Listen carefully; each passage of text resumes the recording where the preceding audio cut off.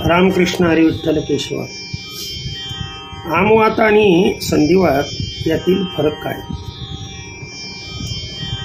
आमवात असला तरी बी लोक म्हणतात मला सर संधिवातच आहे, संधिवात असला तरी सुद्धा लोक म्हणतात मला संधिवातच आहे। डॉक्टरकडे गेल्यानंतर ही तेच आणि माझ्याकडे आल्यानंतर ही तेच। परंतु आपणास आमवात आहे का संधिवात आहे हे ओळखायचं कसं? दोन्हीमध्ये फरक काय? तर दोन्हीमधली लक्षणं समान आहेत, लक्षात ठेवा। पुन्हा एकदा मी सांगतो, पाठीमागही अनेक मी चाचण्या सांगितल्या, त्यापैकी ही दुसरी चाचणी समजा। ओळखण्याच्या अनेक खूण आहेत, त्यापैकी हा ओळखायचा कसा ती कळली नसेल, तो व्हिडिओ कोणी पाहिला नसेल तर हा व्हिडिओ मी मुद्दाम अपलोड करतोय। बऱ्याच जणाला आणखीन संधिवात आणि आमवात यातला फरकच कळत नाही। तर दोन्हीमध्येही लक्षात ठेवा, सांधे दुखतात, जिथे जॉईंट आहेत ते जॉईंट दुखतात, कुठेही असेल। मग आता सांधे दुखतात तर प्रत्येकजण हेच म्हणणार ना की मला संधिवात आहे म्हणून, पण तसं नाही आहे, लक्षात ठेवा। दोन्हीतला फरक नीट समजून घ्या। ज्या वेदना आहेत त्या वेदना जर एकाच ठिकाणी कायमस्वरूपी असतील, म्हणजे उदाहरणार्थ तुमचे गुडघे दुखतात, कायमस्वरूपी गुडघेच दुखतात, दुसरे कुठेही दुखत नाही,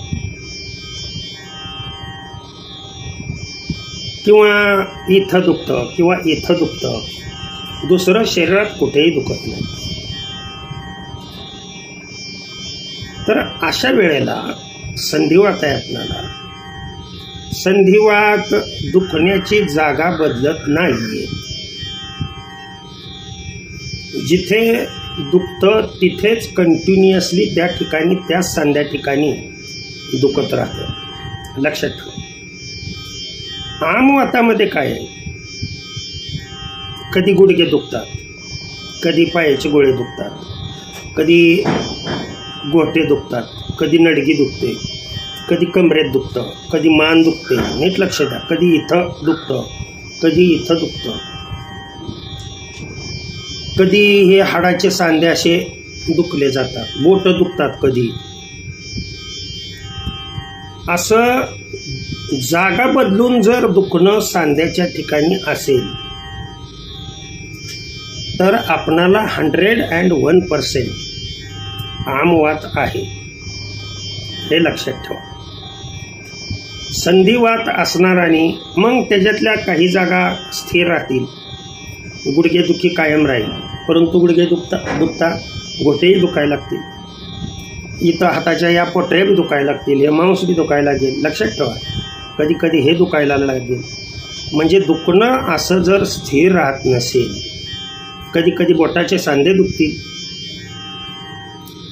असं स्थिर राहत नसेल, वेगवेगळ्या ठिकाणी दुखणं येत जर असेल, सांध्यामध्ये दुखत असेल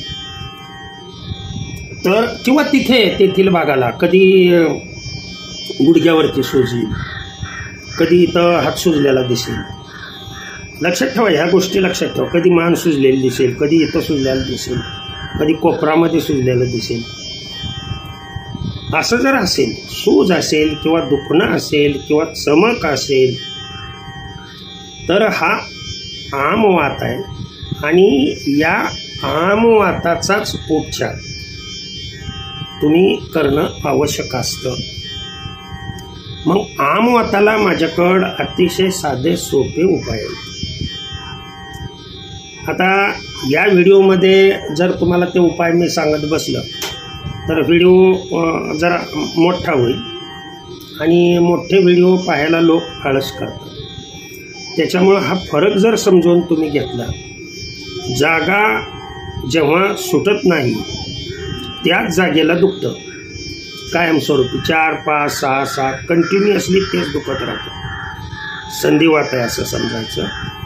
आणि जागा बदलून कधी मानेला, कधी इथे कोपरामध्ये, कधी इथे, कधी गुडघ्याला, कधी घोट्याला, कधी बोटामध्ये, अशी बोटं मोडता येत नाही, कधी पायाच्या बोटामध्ये, नडगीमध्ये, गोळ्यामध्ये किंवा इथं दंडामध्ये कधी दुखत असेल, लक्षात ठेवायचं की हा आमवात आहे। साध्या सोप्या भगवंताच्या कृपेने तुम्हाला दोन्हीतला फरक ओळखण्याच्या खुणा सांगितल्या।